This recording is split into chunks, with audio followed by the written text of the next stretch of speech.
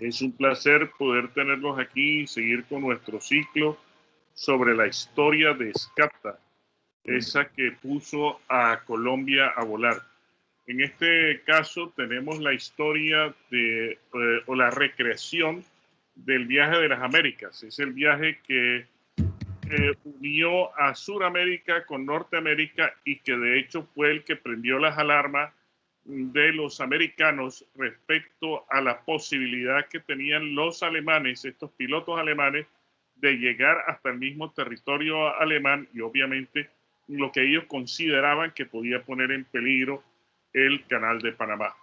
Este viaje de hecho fue el que dio el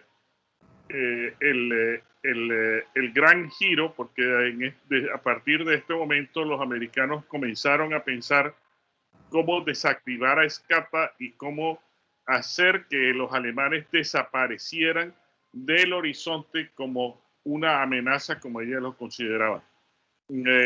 A nombre del presidente de la Fundación Colombo Alemana, Felipe Heilbronn, que está a bordo, igualmente les doy una bienvenida. Y Mauricio, por favor, puedes proseguir con la conferencia. Gracias, Carlos. Yo comparto aquí, bueno. ¿Se ve bien? Todavía no. Ahora sí. Ahora sí, bueno. Voy a arrancar.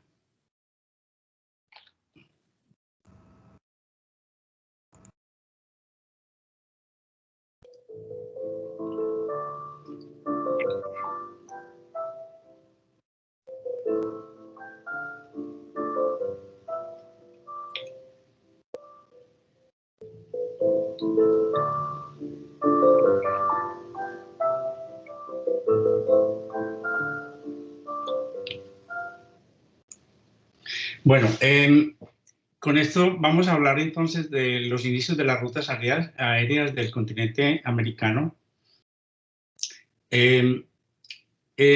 Aquí tengo, más que todo, lo que vamos a tratar es los conflictos de lo que fue el control del correo aéreo en las Américas. Voy a hacer unos antecedentes, o sea, en 1924, la SCACTA inició una cantidad de proyectos con base en la forma como estaba actuando la compañía. Se inició el proyecto de COSADA, que se buscaron financiamientos incluso en Alemania. Se trajo los Dornier Comet, que a la larga se trajeron 2 aviones, aunque no conocimos sino uno. Pero el que se trajo primero permaneció mucho tiempo pues en el ensamble y después tuvieron muchos inconvenientes. El avión no resultó apropiado, COSADA tuvo una trayectoria muy corta. Después, en ese mismo año también se inició el proyecto del YATCA con los preparativos para líneas terrestres en el Valle del Cauca entre Medellín y Cali. Para eso participaron un piloto italiano, Guisardi, con un piloto colombiano que era Forero. El primer vuelo que hicieron de Barranquilla a Medellín resultó accidentado porque en el aterrizaje uno de los aviones se partió. Entonces siguieron trabajando con un solo avión. Tampoco hubo muchos resultados con ello. Tenemos algo también, no traje en este momento pues a colación porque lo tenemos mucho, es el accidente en el que murió el presidente de la compañía. O sea, fue un año bastante complicado. Se hicieron algunos trámites con el gobierno para hacer unos préstamos. Mientras tanto, tenemos un antecedente muy importante, fue la formación del sindicato del Condor Syndikat en Alemania. Fue con la participación de Fritz Hammer y Peter von Bauer, que crearon unas sociedades, unas conversaciones con socios en Alemania para buscar crear una compañía que impulsara la aviación en las Américas. Se creó, este sindicato fue bastante poderoso, fue el promotor de toda de muchas de las empresas que se realizaron en América con la aviación.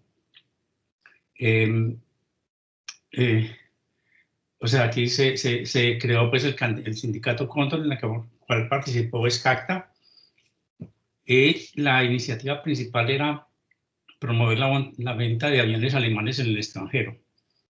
Con esto, en ese mismo año de 1924, el gobierno colombiano hizo, por ley del Congreso, un subsidio a SCACTA.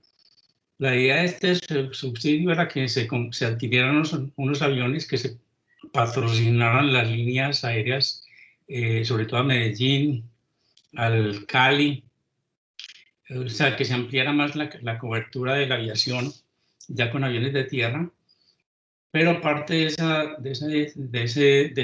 esa plata que le subsidió el gobierno se destinó a la compra de un Dornier World a través del Cóndor Sindicato.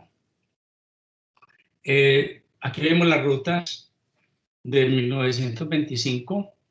La cobertura que tenía SCACTA era por el río Magdalena. Se ven también... Perdón, estamos viendo la presentación. ¿Se está viendo la presentación o no? No, yo no la estoy viendo por lo menos. Carlos, ¿se está viendo la presentación? Sí, está en pantalla. Sí. Afirmativo. Sí se ve. Sí. Sí se ve. Sí se ve. Sí, está el mapa. Ya, estamos claros. Mapa 1920. Ya. Fíjate, de pronto tienes la configuración de la pantalla tuya diferente y no estás viendo la... Oh, ya la estoy viendo, ya lo arreglé. Ah, bueno, gracias. Básicamente ya se empezaron a hacer cobertura hacia buscar abrirse hacia otros países. Se hicieron algunos intentos con Venezuela. Se hizo también hacia el sur con Ecuador y con el Perú. Pero para esa época, entonces, hay un punto muy importante del año 1925 que se hizo la asamblea que se hizo referente al año 24, que fue el 27 de febrero de 1925. Se repartieron dividendos, o sea, la compañía SCACTA era una compañía que tenía muy buena, o sea, que producía muchos dividendos, o sea, era casi de las pocas compañías, o sea, uno de los problemas que habían en Estados Unidos básicamente era que las compañías no producían era pérdidas, ¿sí? O sea, y la compañía repartió en el año... Uy, se me salió la... ¿Qué pasó con la vez? Bueno. Se te salió la presentación. Sí, eso es lo que digo, que se salió la presentación, o sea, algo me movió la presentación. Yo no la veo. Sí, no, por eso, pero ¿qué pasó con la...? Sí. No se vuelve a montarla, pareciera Sí, voy a montarla. Anclaste tu imagen. Sí. Ahí está. Sí. Bueno, a pesar del que en el año 24 estuvo el accidente del Bogotá y el Tolima, la compañía repartió dividendos. El volumen del correo aéreo se amplió en un 33%. El correo aéreo fue fundamental en SCACTA. La forma como se organizó el correo aéreo en todo el mundo, porque se hicieron oficinas en muchísimos lugares, en muchísimos países, y se hizo una gran cobertura de la parte de correo aéreo.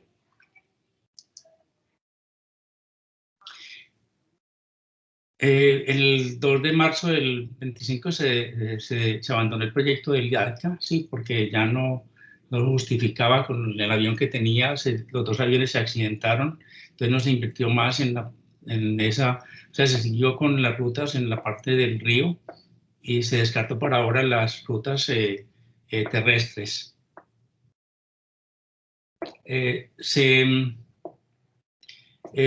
O sea, se reactivó más, la sección científica había tenido unos años, pues unos principios difíciles, pero había hecho un proyecto muy bueno con Venezuela, pero se resultaron, pues en este momento se habla de que el departamento científico vuelve a ser plenamente operativo para realizar un gran pedido.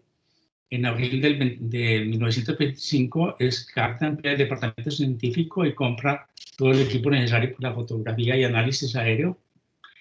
En 16 días se fotografiaron 10.000 kilómetros cuadrados de zona fronteriza entre Colombia y Venezuela y se toman 1.800 fotografías que constituyen la base del estudio de los mapas geográficos. O sea, aquí hay una... SCACTA trató de luchar mucho, de hacer contacto con Venezuela, y uno de los socios que se había involucrado con el Cóndor Sindicato, básicamente lo que pretendía era hacer grandes negocios en Venezuela. Se compró unos islotes en Curazao con la idea de montar unas bases y de hacer algo en Curazao con SCACTA, sí, o sea, es una SCACTA. Aquí llega, o sea, como se adquirieron dos Dornier Ball. El primer Dornier Ball llegó a Barranquilla en enero de 1925. Llegó en caja desarmado para ensamblarse en Veranillo. Aquí se habla en esta parte del periódico, se está diciendo que hubo problemas con un derrumbe en la carretera, con un daño en la carretera, en la carrilera del tren.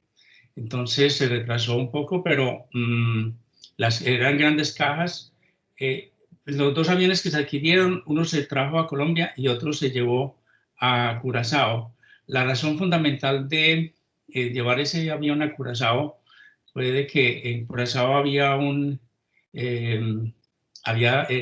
era puerto libre, entonces se economizaban grandes costos de nacionalización. Esa fue la razón por la que se hizo se ensambló el Atlántico, se ensambló en Curazao, y el Pacífico se ensambló en Barranquilla.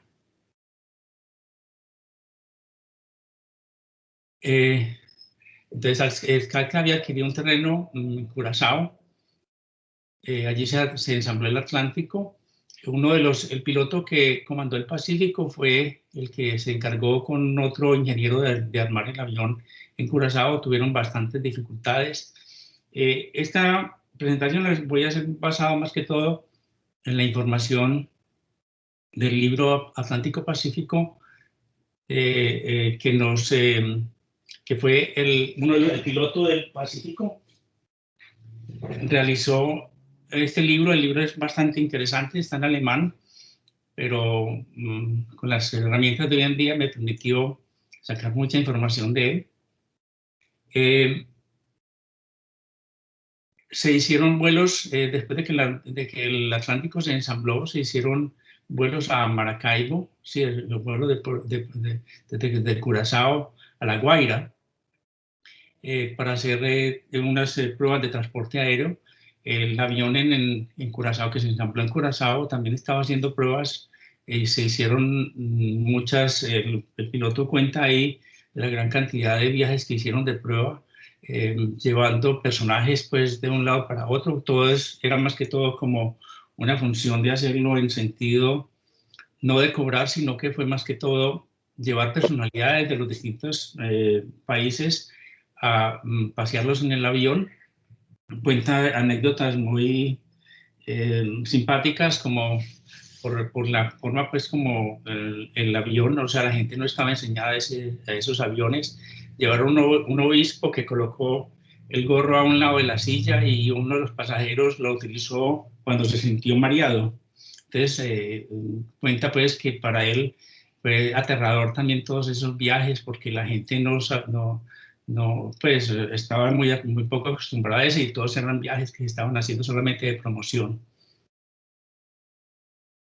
El 17 de abril y el 27 de junio regresa a Maracaibo para llevar y recoger pasajeros y carga y correo, siendo el último vuelo autorizado a SCACTA. O sea, el gobierno venezolano bloqueó en cierto momento la aviación con Scatta. Los últimos días en Barranquilla habían transcurrido con los febriles preparativos para el siempre retrasado vuelo a los territorios centroamericanos. Largas pruebas básicas con los grandes barcos voladores de metal bajo las condiciones tropicales, varios vuelos preparatorios a Venezuela y por el río Magdalena, alteraciones y modificaciones necesarias habían ocupado cada día hasta el tope. Tras una última revisión a fondo, llegó la comprobación del extenso equipo, ya que dependíamos totalmente de nosotros mismos en ruta, como en una expedición a la selva, y no podíamos contar con ningún tipo de asistencia técnica. Estos preparativos concluyeron con el bautizo ceremonial de los dos barcos voladores Atlántico y Pacífico, que hasta entonces seguían luciendo los antiguos colores imperiales alemanes, pero que a partir de ahora viajarían en la misión semioficial de Colombia bajo sus colores como nuestro nuevo territorio de origen. Herrera, Wurst, Schuster, Wilkens, Tegen, Dr. von Bauer, Fritz Hammer, Nuelle, von Buddenbrock, Münter. Es la tripulación de los, de los dos aviones, del Atlántico y del Pacífico. Aquí estaban ya listos para hacer el vuelo. Ruta de los Dornier Wall. Barranquilla a Cartagena, Colombia en agosto 10. Colón, Panamá, agosto 12.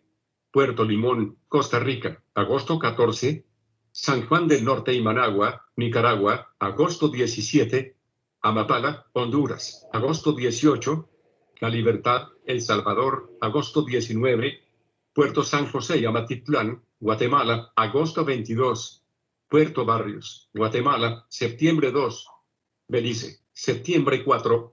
Cozumel, México, retraso de por daño en motor. Mariel y Habana, Cuba, septiembre 19 de 1925. Miami, Florida, Estados Unidos, enero 6 de 1926. Palm Beach, Florida, Estados Unidos. O sea, a Palm Beach se llegó también en enero 9, o sea, en Miami pararon un momento y después se continuaron hacia Palm Beach a los 3 días. Es importante aquí, están más o menos las fechas, o sea, la de Cozumel no es muy clara porque en la narración tampoco, el personaje en el libro no da fecha, la única fecha que da es la fecha de salida de Barranquilla. Él hace una narración pues, de todo el viaje, muestra cómo se hizo el recorrido desde Barranquilla, llegando a Colón, después por Costa Rica, y atraviesan el continente, en la parte pues, de Centroamérica, por Nicaragua, a través de aprovechando los lagos que hay en esa zona. Eso les permite hacer un recorrido mucho mejor, pues más seguro por los hidroaviones. Después llegan en Amapala, y en esa zona donde están donde se unen Honduras, Nicaragua y El Salvador. Ya en ese momento se van hasta la ciudad de Guatemala. En Guatemala permanecen un largo tiempo, más que todo encontraron una zona muy agradable, tenían que hacer mucha organización para ellos tuvieron muchos problemas en la decisión de cómo se hacía la ruta a través de Guatemala, porque tendrían que volar más o menos 3 horas sobre territorio sin tener opciones en caso de que tuvieran problemas con los aviones, entonces con los hidroaviones. Entonces por eso se decidió de esa manera. Las conexiones en Belice y en Camazul fueron más que todo también, o sea, en Camazul se demoraron fue por problemas técnicos, y también habían inconvenientes para llegar hasta La Habana, que al fin llegaron en septiembre 19, pero allí los norteamericanos los paralizaron, les prohibieron la entrada a Estados Unidos, o sea, los bloquearon allá.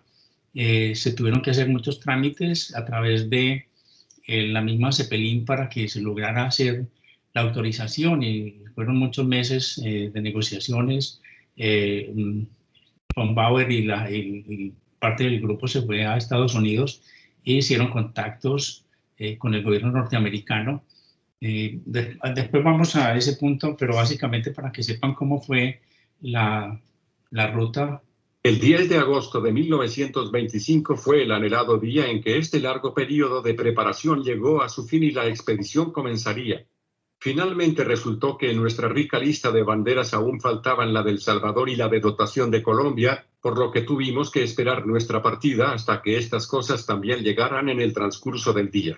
En esta atmósfera cargada de ritmo, apenas se nos ocurrió pensar que esa hora era posiblemente el preludio del mayor proyecto aéreo que se ha puesto en marcha hasta ahora, la conexión íntima de América del Sur, Central y del Norte por rutas totalmente nuevas. Fuera del hangar yacían nuestras dos aves, preparadas para el viaje, meciéndose tranquilamente en sus amarras.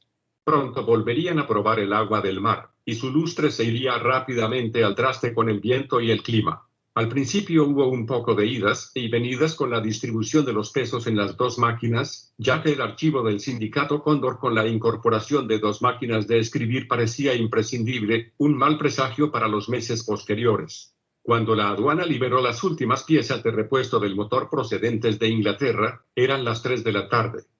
Mientras tanto, todo lo que pertenecía a las captas se había reunido en el puerto de embarcaciones. Hubo una lluvia de buenos deseos, miradas de envidia y consejos inteligentes. Entonces Largo Munter, mi segundo piloto, y yo subimos a mi Pacífico, en el que los dos auxiliares de vuelo ya estaban listos, y nos lanzamos lentamente fuera del puerto.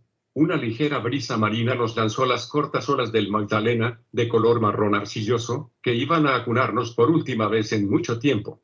Luego, a toda máquina, y los últimos pañuelos en tierra desaparecieron en un remolino de polvo de agua. Una vuelta más de despedida sobre la ciudad, y luego el paisaje se dibujó bajo nosotros. La lejanía azul se fue abriendo, y la estrechez del curso del río se convirtió en el amplio delta tras el cual surgió el tinte azul del océano. Como un adversario, rodeaba la puerta por la que el río buscaba su salida, y sus colmillos depredadores golpeaban el gigantesco cuerpo pardo con una corona blanca. Más allá, una línea bien definida muestra dónde el río se desangra en la oscuridad infinita. Esta fue la salida de nuestra empresa hacia un futuro incierto, cuyas etapas individuales han perdido ahora su importancia por el desarrollo del transporte. Por lo tanto, una descripción más larga no puede tener mayor interés, y solo unos pequeños puntos destacados iluminarán los problemas de su desarrollo con los que tuvimos que luchar en aquella época. En una hora llegamos a Cartagena, nuestro primer destino, con sus antiguas fortificaciones, sus gruesas murallas y sus instalaciones portuarias de la época española. Siempre ha sido no solo un punto importante, sino también, hoy en día, quizá la más romántica de las ciudades colombianas. Como en esa época Cartagena ya era frecuentada regularmente por las captas, nuestra llegada no causó tanta sensación como en los posteriores destinos de la ruta, que aún no habían sido alcanzados por este medio de transporte. Sin embargo, aquí se produjo el primer incidente, que podría haber acabado mal. Habiendo perdido ya un día aquí por culpa del tiempo, salimos de Cartagena lo más rápido posible después de que el tiempo mejorara, dirigiéndonos a Colón, en el Canal de Panamá, nuestro primer destino fuera de Colombia y un punto particularmente importante. Ahora estábamos en alta mar y, si no queríamos volar a lo largo de toda la costa, teníamos que volar obedientemente según la brújula, que hasta entonces había llevado una existencia bastante desapercibida. Ahora dejamos atrás el mal tiempo, y cuanto más avanzamos más se despeja. Hacia el sur, la hermosa y llamativa cordillera del Espíritu Santo y de San Blas se alzaba sobre el horizonte, y el mar brillaba bajo una ligera brisa del noreste, por lo que podíamos esperar estar en Colón en poco más de 4 horas. Detrás de nosotros, la costa de Colombia desapareció gradualmente entre la bruma y las nubes de lluvia mientras volábamos hacia un sol brillante. El primer vuelo en formación de los grandes botes durante algún tiempo nos afectó a todos. Como nuestro equipo de radio nos había fallado tan estrepitosamente, intentamos varios tipos de comunicaciones de bote a bote y experimentamos algunos malentendidos muy cómicos. Sin duda, las señales con banderas expuestas en la ventanilla no eran un método prometedor. Cuanto más avanzábamos, más se llenaba el mar de embarcaciones de vapor de todo tipo, que sin duda también se dirigían a Colón. Vimos Colón, el primer puerto en el extranjero, que se extendía ante nosotros. También fue uno de los más importantes y políticamente difíciles. Después de una vuelta de honor sobre Francefiel, el aeródromo militar, realizamos nuestra maniobra de anclaje en formación, colocando la bandera colombiana en el asta y la americana en la proa, es decir, en el mástil de la radio. En aquella época los auténticos aviones de pasajeros eran algo nuevo para los estadounidenses, y nuestras dos aves despertaron un vivo interés no solo por esta característica, sino también por su especial construcción de barcos. Con la típica amabilidad americana fuimos recibidos por los pilotos del ejército, que nos alojaron en sus casas, donde dormimos frescos y aireados, tuvimos agua limpia, caliente y fría, en la parte alta del río, Barranquilla. Después de una estancia de un día, rica en visitas y turismo, pero sin negociaciones políticas, que debían tener lugar en Washington, estábamos de nuevo listos para el despegue, pero esta vez hacia puertos que nos iban a deparar muchas sorpresas. Soplaba una brisa fresca del mar, pero el tiempo no parecía muy estable. No llevábamos mucho tiempo en marcha, con la costa montañosa y variada de bosques y ríos a nuestra izquierda, cuando nos sorprendió la desgracia. Mi diario anota: las nubes de lluvia son cada vez más densas y bajas, por lo que nos vemos obligados a volar cerca del agua. Al mismo tiempo que el aguacero, se desató una borrasca sin precedentes que nos obligó a sacar lo último de los motores para poder mantener un poco el control del avión. Con la cabeza apretada contra el parabrisas, me asomo por el lateral con los párpados semicerrados para evitar que me alcancen los atormentadores proyectiles de la lluvia. Una vez hacia la derecha, para no perder el Atlántico, y luego otra vez hacia la izquierda, para no entrar en desafortunado contacto con objetos duros. El Pacífico brilla en todo el cuerpo, y parece disfrutar del baño de agua dulce. En cada borde el líquido salpica, y poco a poco también empieza a correr por mi cuello. Volando cerca sobre el agua, porque aquí las ráfagas son menos fuertes, se pasa así durante horas. El enojo por el mal clima hace tiempo que dejó paso a una tranquila curiosidad por saber cuánto tiempo puede llover así en esta zona. Pero aparentemente el clima aquí se mantiene en los límites políticos, ya que tan pronto como cruzamos la frontera de Costa Rica se aclara con agradable determinación y rápidamente nos balanceamos de nuevo con las nubes de agua en las regiones más altas, donde es fresco y tranquilo. Debajo de nosotros se extiende la gran laguna del Chiriquí. Hacia el noroeste vemos las pintorescas crestas de Costa Rica que se elevan a una altura considerable. Hasta Puerto Limón volamos en un océano de luz que hace que los ojos duelan y la piel brille después de la lluvia. Finalmente, de la bruma surge el pequeño promontorio en el mar llamado Puerto Limón, custodiado por una pequeña isla en la costa. Buscando un lugar adecuado para aterrizar, nos sumergimos en el calor de las capas inferiores de aire que soplan hacia nosotros. Su humedad calurosa es agobiante. Luego nos deslizamos hacia el pequeño y poco protegido puerto, que ni siquiera un soplo de viento mueve. Pero apenas tocamos el elemento húmedo, casi desaparecemos en las largas marejadas que el océano arrastra sin obstáculos, sumergiendo nuestras embarcaciones a la gran velocidad de aterrizaje, como solo se podía llegar a la capital, San José, por ferrocarril, y esta excursión nos habría costado 3 días. Preferimos, teniendo en cuenta la proximidad de la temporada de huracanes, delegar nuestras inquietudes en materia de transporte a nuestra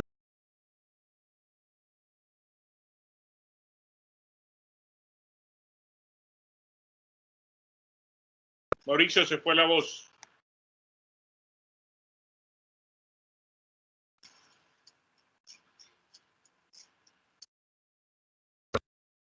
Aló. Es que alguien apagó el micrófono. Aló. Sí, se fue la voz. Sí, no, pero fue que alguien apagó el micrófono. Espérate, me apagaron el micrófono. Espérate, yo la vuelvo a arrancar. ¿Dónde estábamos en lo de hasta dónde escucharon? Hasta que llegaba a San José. Bueno, ahí, la cresta de San José. Bueno, pero yo vuelvo aquí un segundo. Un momento. Como el minuto 10, por ahí, 9:30 a los 10. Sí, yo veo aquí. Bueno, voy a arrancar desde aquí un momento. Nuestro siguiente destino era San José de Guatemala, un puerto que no podíamos esperar que fuera en absoluto mejor que el de La Libertad, pero que había que aceptar, aunque solo fuera para comprobarlo en la práctica. Y aquí se iba nuestro siguiente destino era San José de Guatemala, un puerto que...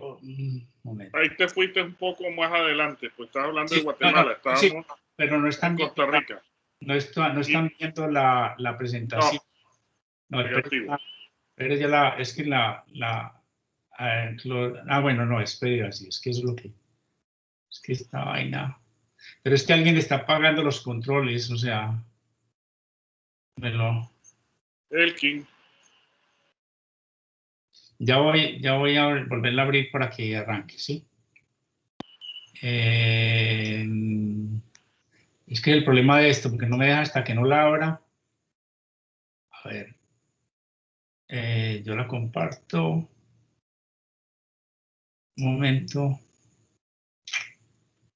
¿Qué es esto?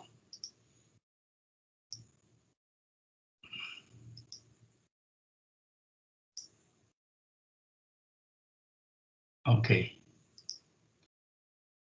Ahora sí la ven.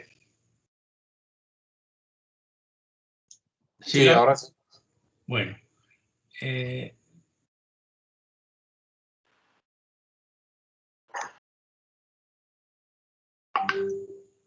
Nuestro siguiente destino era San José de Guatemala, un puerto que no podíamos esperar que fuera en absoluto mejor que el de La Libertad, pero que había que aceptar, aunque solo fuera para comprobarlo en la práctica.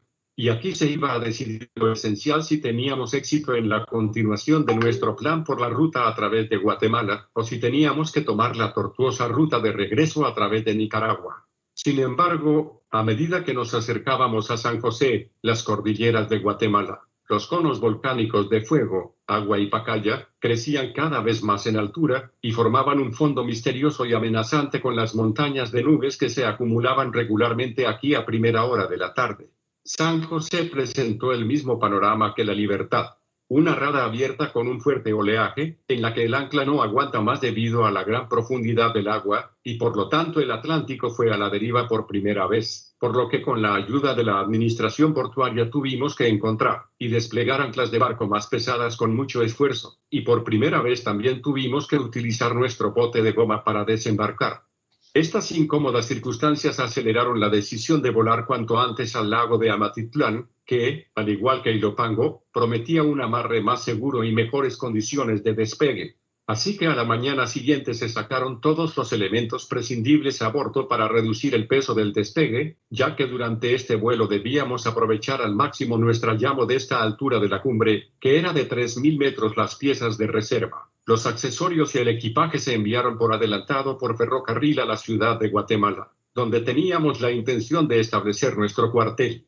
Así aligerados, pudimos salir de la inhóspita rada con una salida relativamente buena y subir a 3000 metros en buen tiempo, un resultado que rara vez logramos. No fue un cuarto de hora demasiado pronto, pues los altos conos montañosos entre los que teníamos que volar hacia las tierras altas ya empezaban a rodearse de nuevo de cúmulos de nubes. Casi parecía que un portero invisible corría una cortina tras nuestros pasos mientras nos deslizábamos entre los dos gigantes agua y pacaya hacia el inexplorado país de las hadas. Las puntas de las alas a ambos lados ya se estaban sumergiendo en velos grises cuando una brecha brillante por delante, muy por debajo, destelló un punto nítidamente definido, el lago.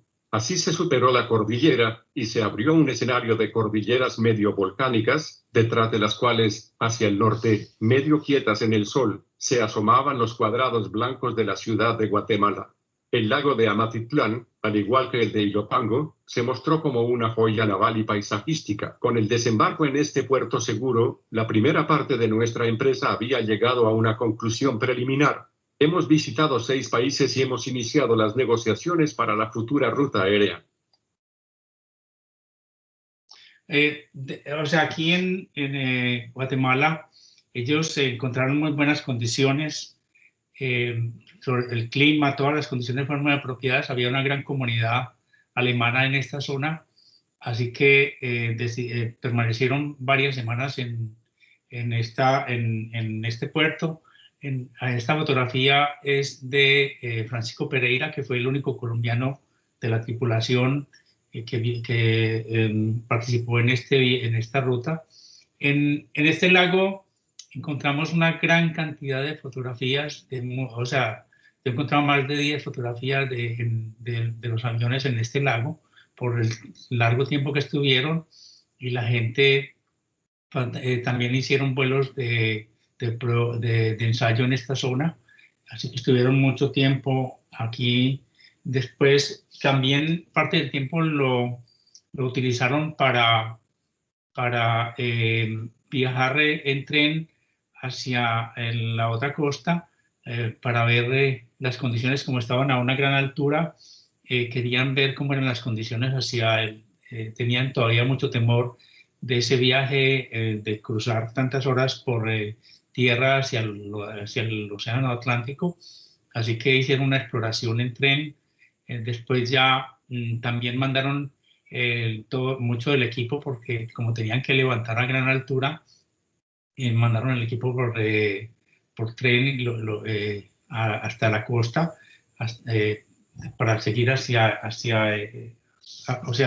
pero un momentico, a ver, yo si encuentro la otra imagen de esto, para que veamos de Guatemala. Tenían que ir hasta Puerto Barrios.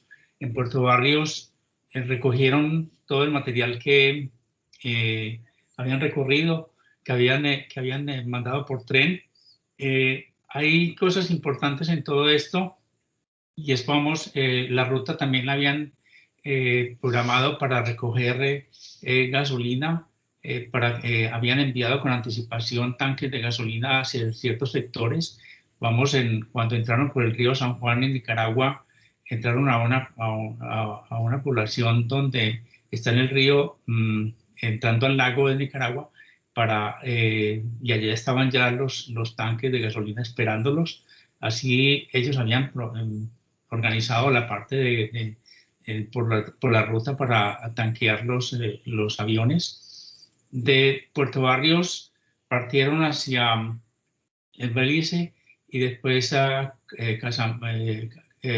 Cozumel, ¿sí? Cozumel la describen como una población que solamente tiene la que produce el chicle para los Estados Unidos, una población donde hasta para conseguir, la gente tomaba ya la cerveza, como estuvieron tanto tiempo con el daño en el motor, la gente tomaba la cerveza caliente porque no se conseguía hielo. El hielo llegaba en embarcaciones cada determinado tiempo. O sea, parece que había pasado mucho tiempo entre que les suministraban cosas a Cozumel, y de ahí, después de que hicieron ya todas las reparaciones y pudieron continuar la ruta, siguieron hasta La Habana. Vamos aquí, demuestro. Toda la ruta las fechas las hemos sacado, por un lado, de los pocos recortes de prensa que se encuentran. Esta fotografía es una fotografía del Atlántico en Cuba. En Cuba, cuando llegaron a Cuba, tuvieron que reparar la tela de las alas. O sea, estos aviones eran de aluminio, pero la cobertura de las alas era de tela. Entonces narran todas las dificultades para hacer esa labor. O sea, porque la tela se había deteriorado mucho de largo recorrido,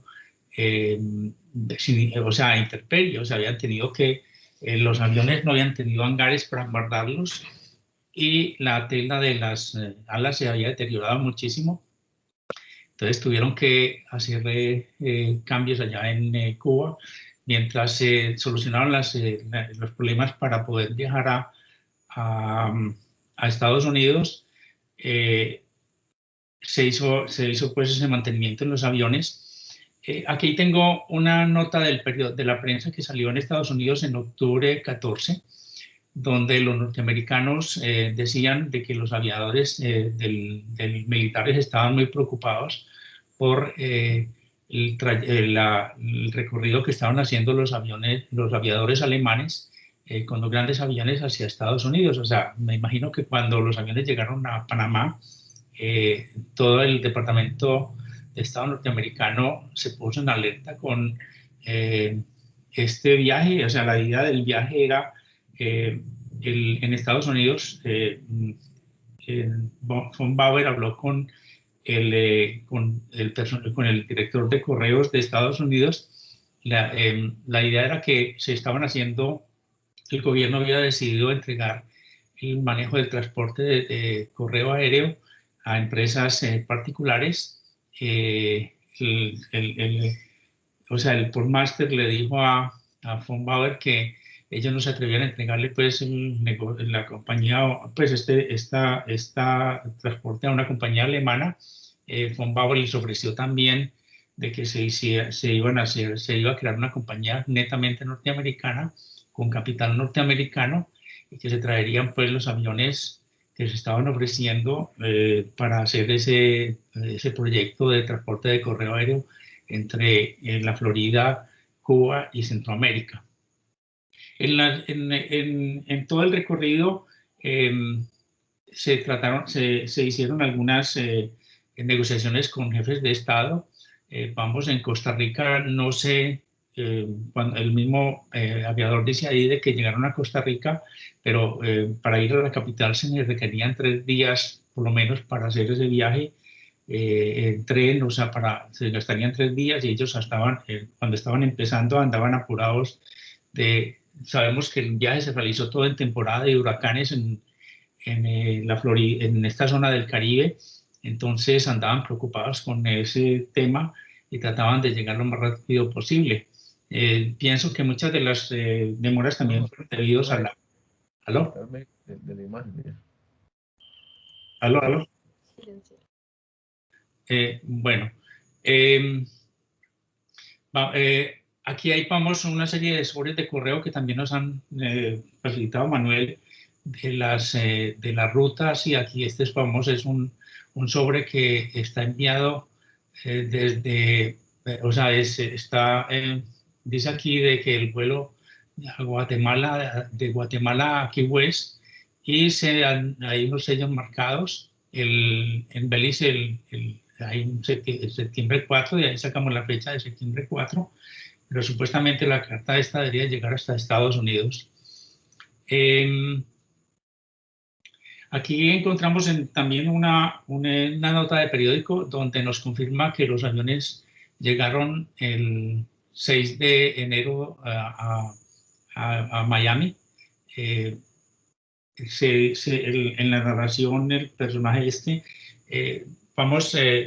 él narra el vuelo desde La Habana a Miami. Lo hicieron en compañía del director de Zeppelin, ¿sí? O sea, lo acompañó el director de Zeppelin. Uno de los problemas que ellos tuvieron más fundamentales en el viaje fue, ellos habían adquirido unos equipos de radio que en esa época no eran lo mejor, pues, o sea, apenas estaban haciendo los ensayos de radio, y el equipo de radio tuvieron que, ellos en los aviones instalaron también unas centrales de energía, produciendo la energía con base en el movimiento de la hélice, pero resulta que tuvieron muchos problemas. La energía la utilizaban también para la iluminación, montaron iluminación en las cabinas y todo. Recordemos que en este tipo de avión, el piloto y el copiloto van al aire, o sea, van en una cabina abierta, y la parte de comunicaciones fue muy grave para ellos. Resulta que el de Zeppelin les explicó los nuevos sistemas RES de comunicaciones, y él dice que fue muy importante esa relación con este personaje por lo que le explicó y le enseñó de los nuevos sistemas de comunicación, ¿sí? Aquí hay una fotografía en Palm Beach. Esta fotografía fue publicada en una revista norteamericana que hizo una relación de lo que había sido el viaje, de unas anotaciones sobre la SCACTA, a la cual von Bauer replicó a esta publicación, porque se hablaban de pronto, o sea, fue mucho el interés de mostrar la SCACTA como una compañía alemana, y von Bauer trata de mostrar pues cómo ha progresado la compañía, cómo fue pues cómo operó la compañía y cuáles eran las ventajas que tenía la compañía, y que el capital era de Colombo, pues de alemanes en Colombia y de colombianos también. Es muy simpático la bandera norteamericana en el frente de los aviones, o sea, ellos tanto en Panamá como acá en Palm Beach, que sacaron la bandera norteamericana. Parece que en cada uno de los países que llegaban hacían lo mismo, porque cuando hacen la narración dice que la demora fue también porque faltaban algunas de las banderas de uno de estos países. Aquí tenemos una lista de cartas en distintas zonas, o sea, de las marcadas con las fechas de llegada, de ingreso de esas cartas.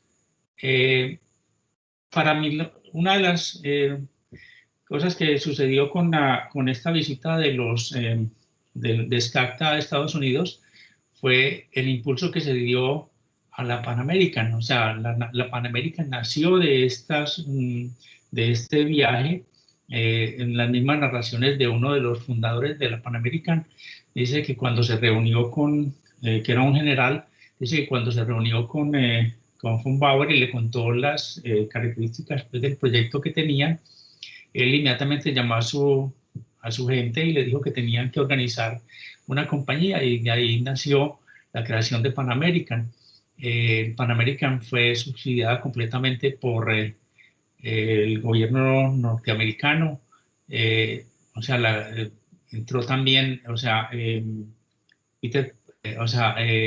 Juan Tripp, que fue el director de Pan American, principal pues, de Pan American por muchos años, se unió a estas compañías precisamente cuando se fue a hacer a adjudicar los correos desde Estados Unidos a Cuba. Se hizo una alianza entre las diferentes compañías y se creó la Pan American. La Pan American se encargó de ir adquiriendo las otras compañías. Aquí se muestra un plano, o sea, un diagrama de cómo se fueron adquiriendo las distintas compañías para fundar lo que era la aviación Corporación de las Américas en 23 de junio de 1929. Después de esto fue cuando Pan American, aquí vemos a Juan Tripp con el subsecretario Moore mirando el mapa de las Américas y mirando tal vez uno de los puntos más importantes. Yo creo que aquí se da uno cuenta de la posición estratégica de Colombia en el mapa pues, de las Américas. Aquí está Juan Tripp mostrando y señalando a Colombia.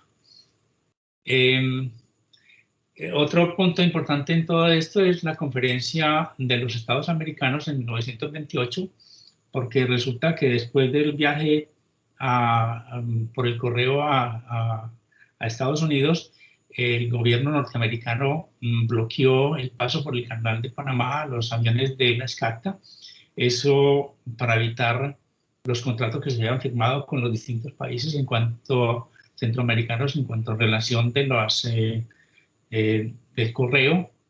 Esto llevó a que se hiciera en 1928 una conferencia relacionada con estos problemas. En la conferencia se discuten, o sea, se hace la primera planeación de lo que son los viajes aéreos entre las diferentes naciones. Había un punto importante en todo esto, era que Estados Unidos trataba de imponer en estas conversaciones se realizaron en Cuba. La idea de Estados Unidos era que los países tenían derecho a bloquear el vuelo de las compañías extranjeras sobre las zonas que consideraba de interés estratégico, donde tuvieran ellos bases aéreas. Y por supuesto, la idea era bloquear el tráfico por el canal de Panamá. Todo esto hoy en día de pronto muchos no lo entendemos, y es porque vemos que la autonomía de esos aviones en esa época no era muy grande, entonces los aviones tenían que volar así como lo vimos en este vuelo, saltando de una zona a la otra. Entonces el paso por el canal de Panamá era muy importante. En estas conferencias estuvo Olaya Herrera y estuvo von Bauer. Se lograron definir los primeros reglamentos en relación a ese tráfico aéreo entre las Américas. Después de esta conferencia, aquí vemos los personajes que participaron en este viaje. El gobierno colombiano les puso la cruz de Boyacá. Aquí en el centro de la fotografía con la cruz aparece Fritz Hammer, que fue un personaje muy importante en todo este tema de esta organización. Un punto que ya hemos tratado varias veces y que creo que vale la pena volver a repetir es que Fritz Hammer era casado con una hija de un personaje político muy importante en Alemania, que había sido, que fue canciller en Alemania, y todo eso también llevó con las relaciones con von Bauer y Fritz a que se hicieran toda esta serie de trámites y se manejara todo esto. O sea, fue un personaje muy importante. No permaneció mucho en SCACTA porque Fritz se abrió con esto, cuestión de los aviones. Después de esta época se abrió a buscar, o sea, con lo mismo del sindicato, del Cóndor Sindicato, de buscar alianzas estratégicas en otros lugares.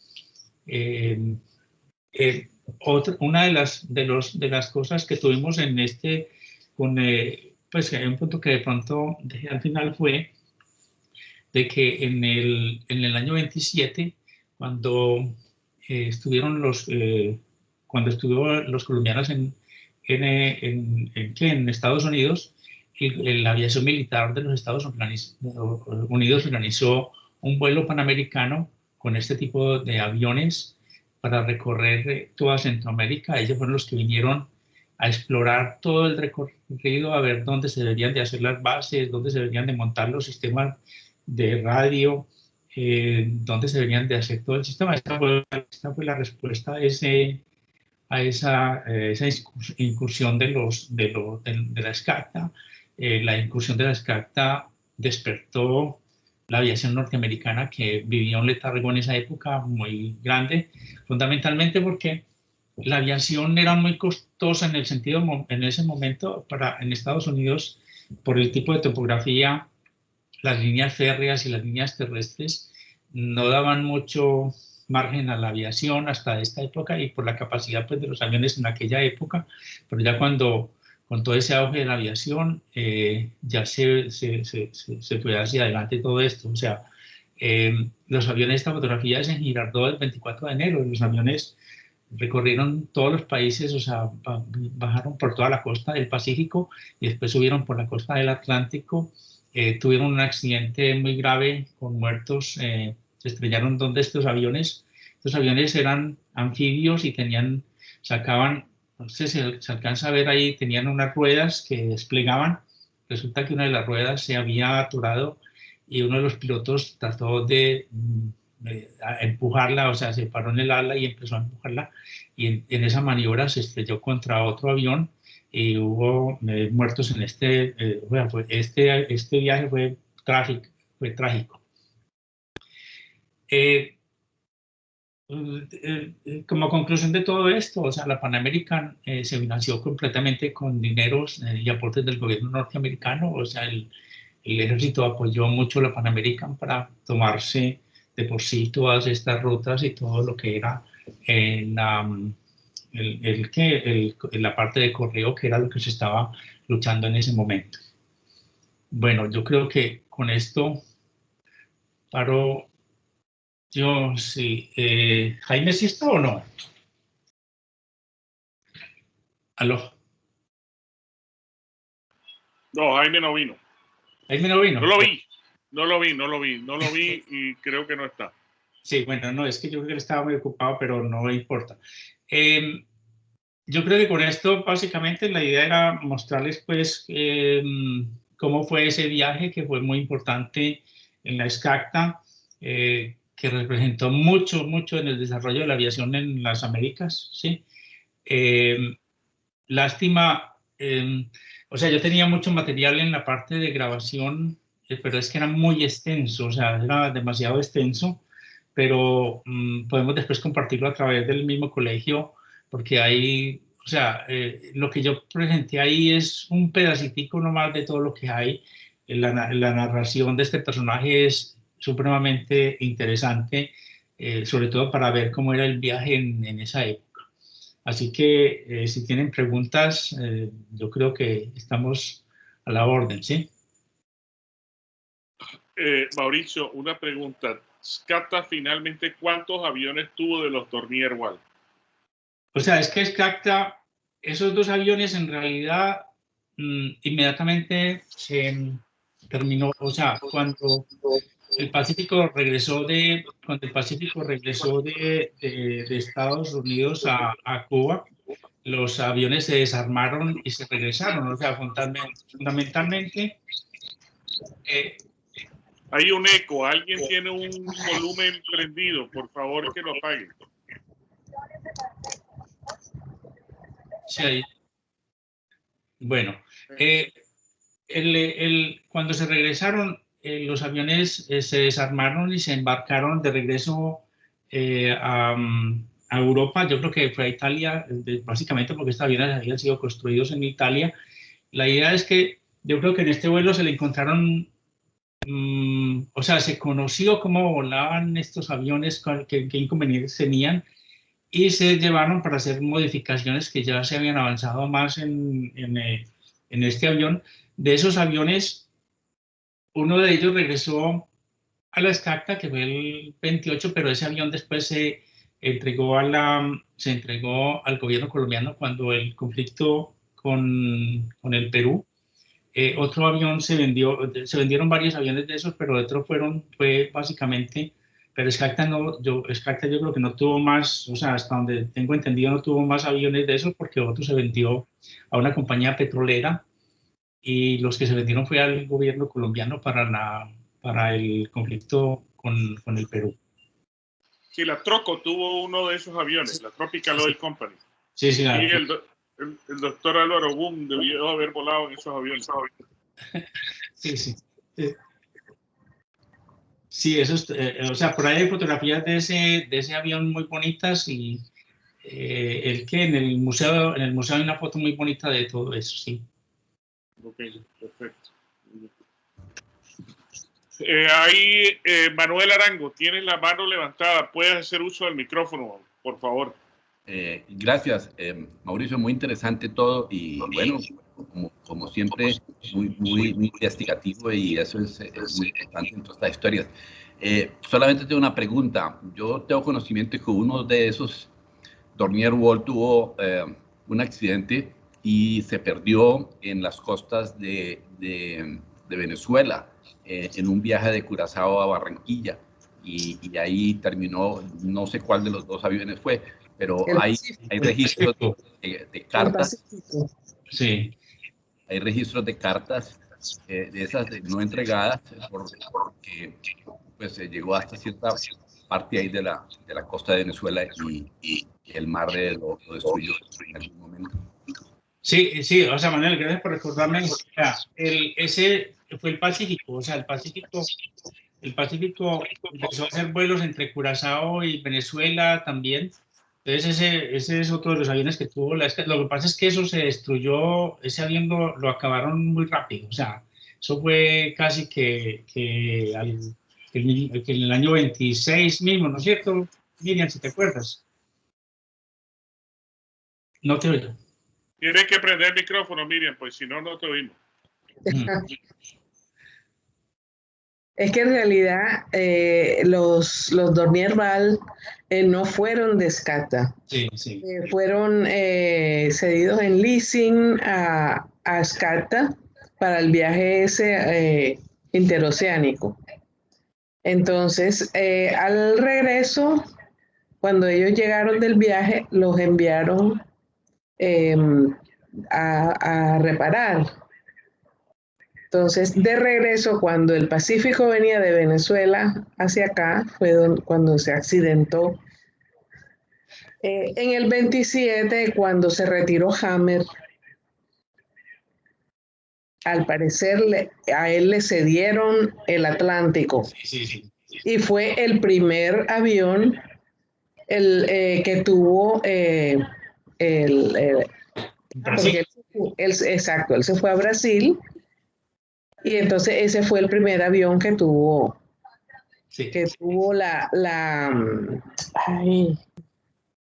El Cóndor Sindical de Brasil. Brasil, sí. Se me fue la palabra, exactamente. Mauricio, yo pienso que este vuelo interoceánico fue muy interesante y toda la importancia que tuvo, ¿no? Pero también habría que mencionar, pienso yo, antes el primer vuelo internacional que hizo SCATA, que fue a Maracaibo. Sí. El 6 de mayo de 1923 fue el primer vuelo internacional que hizo SCATA. Sí, no, es correcto, Miguel. O sea, muchas gracias por recordarme eso. O sea, lo que sí yo saqué del libro que es importante es que los dos aviones se desarmaron en Cuba, y de ahí se embarcaron, hasta está el nombre del barco, y el capitán del barco era un compañero del piloto. Es que no le dieron permiso para salir de... No les dieron permiso, sí. No, pero ya de todas maneras estaba negociado. Ya de todas maneras pienso yo que estaba negociado que los aviones los iban a devolver, porque en realidad no se pudieron hacer negocios en Estados Unidos, los bloquearon por todos lados, ¿sí? Entonces, los bloquearon por todos lados. Entonces yo creo que ellos llegaron con la decisión. El piloto dice que llegó un telex diciendo que empacaran los dos aviones. Cuando él llegó con o sea, hay cosas importantes en esto. O sea, él estuvo haciendo viajes en el Atlántico cuando estuvo en Palm Beach, y viajó también a las Bahamas. O sea, un empresario norteamericano del área, pues, del cine, lo contrató para que los llevara a las Bahamas, pero básicamente el vuelo a las Bahamas, lo que querían ellos era, le dijeron al piloto que iban era a ver un terreno que ellos pensaban comprar allá en Bahamas. Se embarcaron y dice el piloto que inmediatamente se le perdieron, y cuando ya estaba cogiendo ya la hora, él salió a buscarlos, pues, por dónde a dónde estaban, y cuando los encontró estaban borrachos. Los tipos como en ese momento había problemas en Estados Unidos, estaba la ley seca de que no se podía tomar trago. Los tragos solamente lo tomaban la gente en los barcos que se parqueaban al frente ahí en las bahías, en la zona donde ya no había, pues donde era zona libre. Pero estos tipos se fueron fue a beber allá a las Bahamas, y se regresaron cuando llegaron cuando los encontró, pues, y los trajo, venían con cajas llenas de licor, y él les dijo que no podían hacer eso porque él mismo les decía que cuando llegaran al puerto, al frente del puerto había la policía pendiente de ellos, o sea que eso sería un inconveniente para ellos. De todas maneras, ellos como que sí llevaron licor, los personajes estos, y no fueron, sino fue a beber.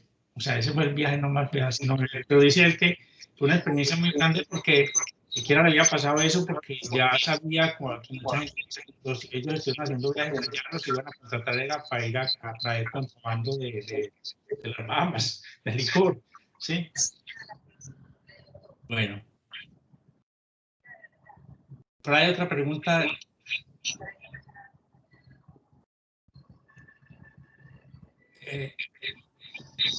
No sé si Manuel quiere hacer otra pregunta, otra intervención.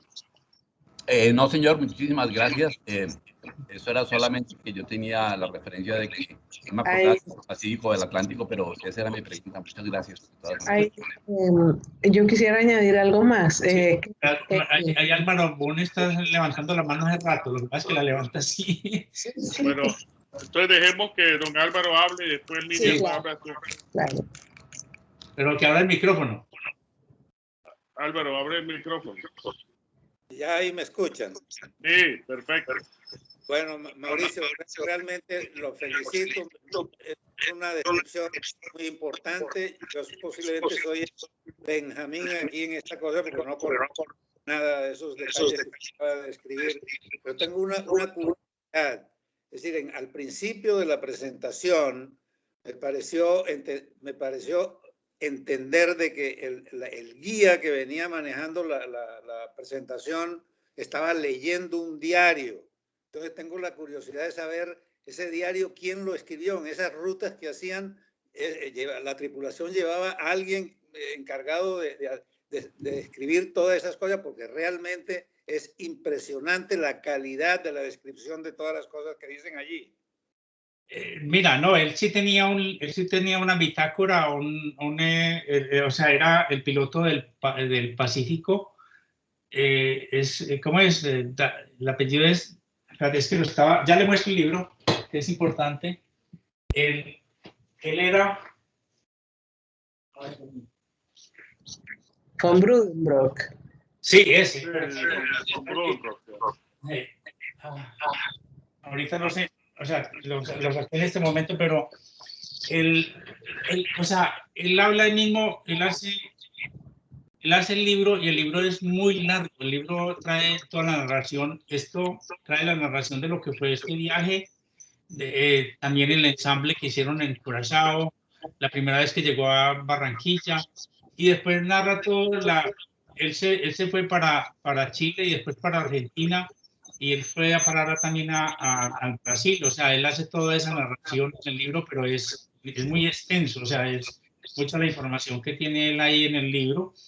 Pero a veces dice, no, en mi diario voy a leer lo que tengo escrito ese día, ¿sí? Es muy bello, o sea, pero vamos también, acuérdate que en la misma narración dicen que ellos llevaban un contador dentro de la gente que iban en la tripulación, llevaban contador y llevaban máquinas de escribir también, porque tenían que hacer informes, porque es que este vuelo básicamente fue programado con el sindicato Cóndor, ¿sí? Claro. Sindicato Cóndor. Realmente es impresionante la calidad de esa descripción que uno percibe, digamos, cuando la persona está hablando. Es como si estuviera viendo lo que está sucediendo en ese momento y describiéndolo al mismo tiempo. Realmente impresionante. Claro, y pues, o sea, lo que me da mi lástima es, esto es un recorte, o sea, pedacitos de toda son horas. O sea, yo la grabación que tengo son horas, pero a veces hasta estaba pendiente escuchando, porque no hice cortes de pronto en algunos puntos que de pronto no se entendía lo que estaba pasando, ¿sí? Pero él describe cada detalle impresionante, ¿sí? Sí, cierto. Muy bien.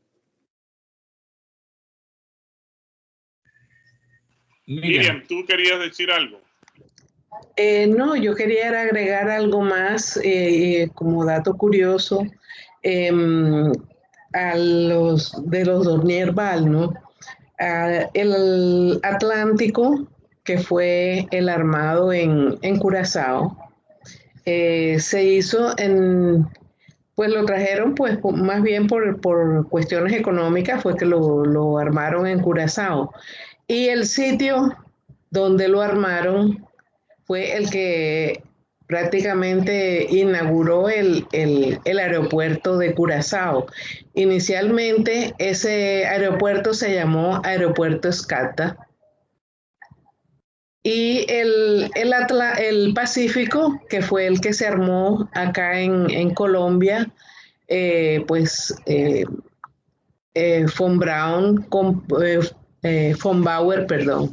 von Bauer compró un lote en Puerto Colombia porque no era posible armarlo, por el tamaño, no era posible armarlo en Veranillo. Y ese lote, después, cuando se retiró von Bauer, él lo cedió a la compañía para que la compañía vacacionara prácticamente ahí, como era en Puerto Colombia. Entonces, no, eso era lo que quería agregar nomás. Un pequeño dato curioso. Muy interesante, porque ahí dicen que en la prensa decían que no, que había problemas para el transporte por el tamaño de las cajas y que había problemas en la vía férrea. Sí, sí, sí.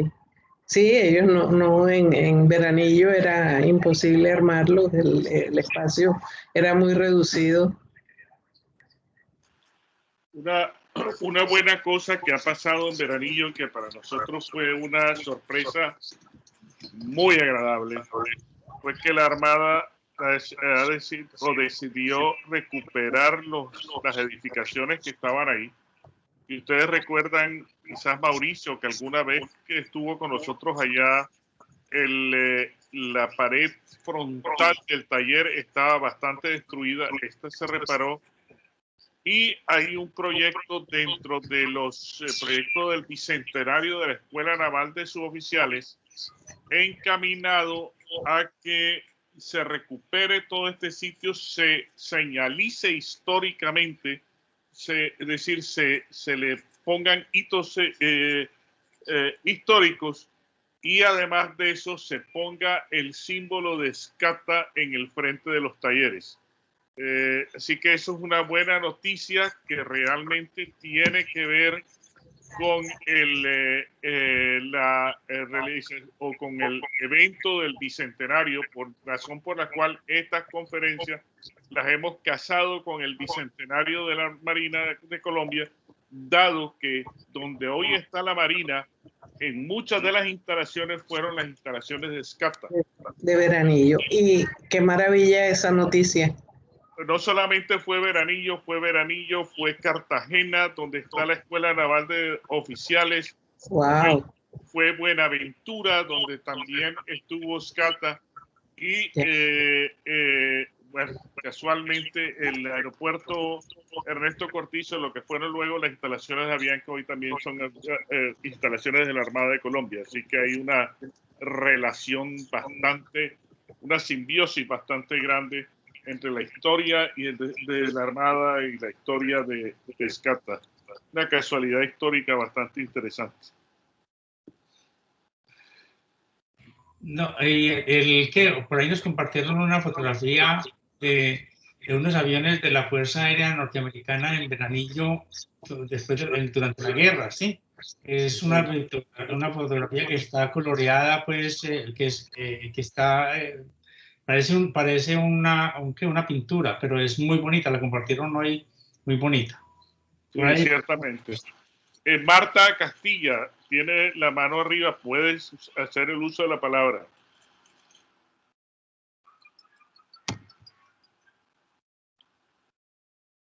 Marta.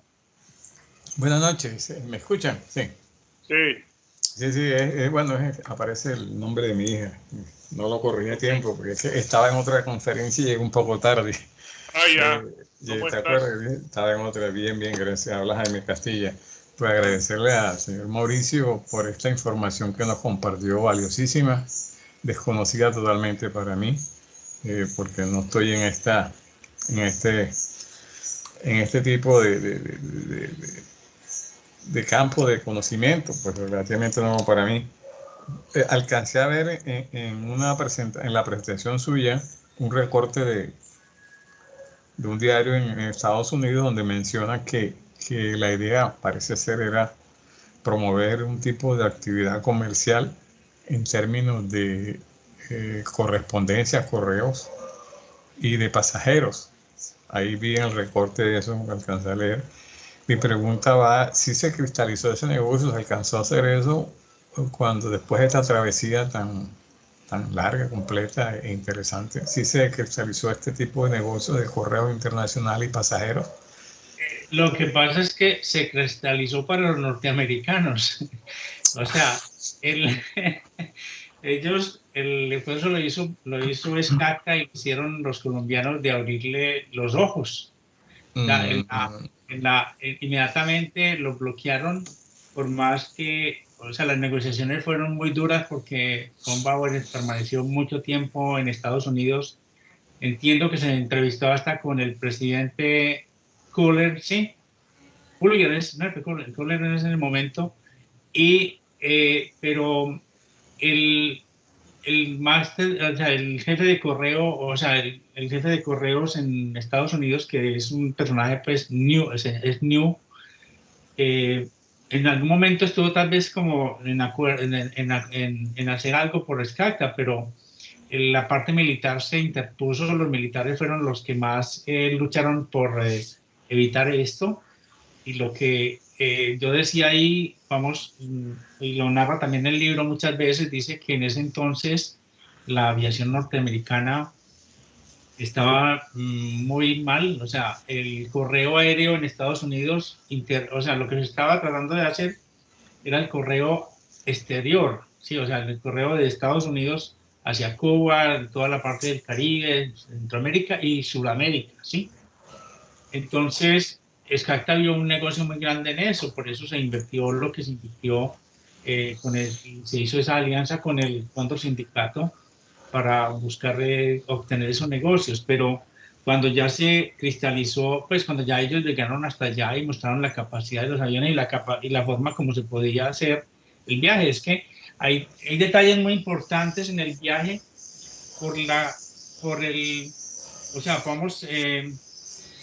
las condiciones de la época, las condiciones de vuelo en la época. No habían, por un lado, no había, las comunicaciones por radio eran escuetas, o sea, el viaje casi que el viaje no se, ellos dicen que el equipo de radio solamente les dio de estorbo porque no les sirvió para nada más, no, pero fundamentalmente porque no habían estaciones de tierra repetidoras, entonces el radio no tenía utilidad. Les tocó hacer señales por las ventanas, pues por las ventanillas con señales Morse, haciéndola por las ventanillas, pero los norteamericanos inmediatamente armaron su negocio, o sea, entraron una serie de compañías, o sea, salieron varias compañías, porque muchas veces nos han dicho de que Pan American es one trip, pero no, o sea, la Pan American nació fue de los pilotos militares, ellos fueron los que crearon la que se llamó Pan American. Lo que pasa es que había otra serie de compañías que empezaron a competir por tomar el correo desde la Florida hacia Cuba. O sea, Cuba era un punto estratégico muy importante para ellos y se empezó a buscar entonces abrir ese corredor de correo hacia Cuba. Varias empresas empezaron a competir por el correo hacia Nueva York, hacia distintas zonas. Pero entonces lo que hizo el Master General del correo fue unirlos a todos y decirlo, no, acóplense ustedes en una sola compañía, yo les entrego este negocio. Eso fue lo que pasó, y de ahí nació la verdad, pues lo que ya después, porque se llamó Corporación de las Américas, pero después volvieron a tomar el nombre de Pan American. Pan American, ahí nació Pan American. Ok, muchas gracias, doctor. Carlos, quería compartirte algo acá. ¿Tú recuerdas en el 2019 que se hizo un evento allá en el Cementerio Universal para los centenarios de Skakta?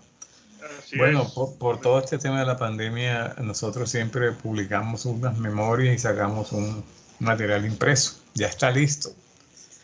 Yo quisiera, a través tuyo, hacerle llegar algunos ejemplares y miraremos, valga el comercial, se va a hacer un lanzamiento de este folleto que es el número 13. Nosotros hacemos cada año, pues, en la medida que las circunstancias nos permitan, un homenaje a algún personaje o alguna entidad que haya dado un legado interesante a la ciudad para reconocerlo y revivirlo allá. Es el número 13, está listo. Entonces el día 15 de julio se va a hacer como el lanzamiento, va a haber algo presencial. Lógica, hay que mandar el tema de los aforos. Yo a tu chat te envié la carátula de la... Yo lo vi. Exactamente. Te agradecería, me dices más o menos cuántos ejemplares necesita para compartirlo, porque esta audiencia que está por aquí está muy interesada, veo que están en el tema de Skakta y todo lo que ha representado y la sociedad colombo-alemana. Entonces es interesante que se guarde esas memorias de ese homenaje que se hizo. Y miraremos para ver cómo podríamos, de pronto algunos que puedan asistir presencialmente, va a ser en el Hotel Palomar en Puerto Colombia, ¿sí? Porque es un sitio abierto, tipo 4:30 de la tarde, un sitio abierto Qué bien. Entonces, yo te haré llegar y miraré cómo estamos con el tema de los cupos para el aforo. ¿Oíste? Me gustaría que nos acompañen algunos. Perfecto. Ojalá pudiéramos hacer todo, pero no se puede hacer como antes, sino que hay que ser restrictivo en ese sentido. Entonces, va a ser el día 15 de julio. Sí, 4 de la tarde. Y entonces tú me dices dónde te hago llegar los ejemplares para que tú, por favor, lo distribuyas entre el grupo. Perfecto, te agradezco, Jaime. Me dices dónde los puedo recoger, si los recojo en la logia o si tú me los haces llegar a la casa o cómo lo haríamos, ¿ok? El mío no me ha llegado, me dijeron que me lo dan ese mismo día, pasado 2 semanas no me ha llegado, pero yo voy a buscarlos, voy a buscarlos porque ya sé que están, si no se escasean, yo me comprometo de mañana mismo a buscarlos y te digo, me dice más o menos cuánto necesita mano, 50, 100, no sé cuántos. Y yo te escribo y en la página de SCATA acabo de publicar la imagen del poemario, como se llama, y de verdad nuestro agradecimiento a la Sociedad de Hermanos de la Caridad por este homenaje a SCATA, ¿no? No, eso lo hacemos con mayor cariño a todos y la idea es que ustedes se sirvan de multiplicadores para que la gente, porque eso se va a ir haciendo. ¿Cuál es la idea? De reconocer a los personajes y darle a conocer todo ese historial, todo ese patrimonio que tenemos nosotros allá de la historia de Barranquilla y muchos referentes allá, que es bueno que las nuevas generaciones lo conozcan y revivamos y nos ayuden a sacar toda esa información, esa memoria histórica. Te agradezco, bueno, de verdad. Okay. Gracias a ustedes. Bueno. Y muy agradecido, creo que un anuncio importantísimo para este evento de hoy. Como vemos, la sociedad barranquillera sigue rindiendo reconocimiento a lo que fue esta gesta de SCATA, ¿no? Por ahí está Marta Castilla. Ese es Jaime Castilla, el quien estaba hablando. Ah, ya. Esa es la hija de Jaime. Sí, te va la mano arriba. Muy bien. Bueno, si no hay más preguntas, yo me resta agradecerle a Mauricio, darle mis agradecimientos especiales a Mauricio, obviamente a la Fundación Colombo-Alemana por haber hecho posible este espacio, a Jaime por esta magnífica noticia que nos dio. No sé si Elkin quiere utilizar el espacio para hablar un poco de las cosas que está haciendo la Fundación antes de que cerremos esta sesión. Bueno, no, gracias a todos por su asistencia. La verdad que seguimos trabajando por promover la cultura y la lengua alemana. Igualmente, como ustedes saben, aquí hay varios estudiantes y personas interesadas en nuestros cursos de alemán y clubes conversacionales. Seguimos de verdad esta invitación de la logia para también promover eventos. Es una gran oportunidad para la fundación. Y bueno, no, los invitamos a que nos sigan en nuestras redes sociales. También estamos promoviendo eventos empresariales de la mano con la Cámara de Comercio y la Cámara Colombo Alemana. Y los invitamos a que sigan muy conectados con la fundación. Muchas gracias, señor Carlos, y a todos. A don Elkin hay un solo tipo de eventos que no le gustan, que son los eventos sociales, ¿no? Bueno, también ese va a ser ese espacio.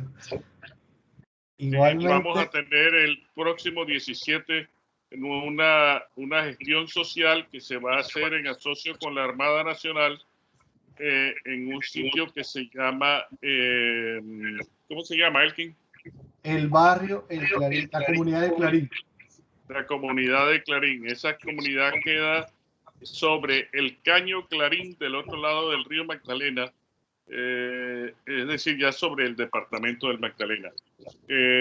Hay una mano arriba de Mauricio Martenko. Por favor, Mauricio, puedes hacer uso de la palabra. Ok, muchas gracias. Nuevamente, pues agradecerle a ustedes por toda esta información que nos han brindado. Y de todos modos les recuerdo que soy uno de los fundadores del grupo Mi Vieja Barranquilla y estoy muy interesado en toda esta información que tenga que ver con mi tierra, con la tierra de muchas personas que ha acogido y que ha sido pionera en muchas situaciones y espacios para el resto del país. Entonces, cualquier cosa que ustedes tengan para compartir con nosotros, agradecería que nos la hicieran llegar para invitar a todas esas 34,000 personas que tenemos como miembros en el grupo. Mauricio, yo le sugeriría que pida acceso al grupo de SCATA, porque ahí está toda la información. ¿Ok? Perfecto. Sí, señor. Muchas gracias. Se llama Amigos de SCATA, ¿ok? Muy bien. Bueno, si no hay más, yo creo que aquí terminaríamos y yo dejaría que Felipe Heilbron, si está a bordo, haga el cierre, ya que él, como presidente de la fundación, haga el cierre de esta sesión. Bueno, la verdad, muy agradecido a todos con su participación, a Mauricio especialmente por todo ese trabajo magnífico que hace. Y esperamos volver a contar con todos ustedes en un nuevo evento. Y a Carlos, por supuesto, por la organización que siempre ha hecho y que ha tenido un interés muy grande en que esta parte de SCATA y toda la historia de nuestra ciudad se haga conocer. Buenas noches para todos y muy agradecidos. Que estén muy bien. Muchas gracias. Mauricio, 1.000.000 de gracias y para todos una muy buenas noches.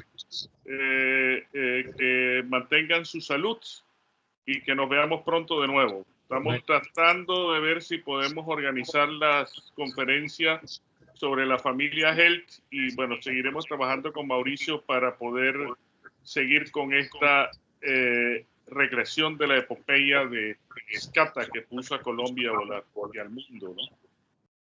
Bueno. Felicitaciones.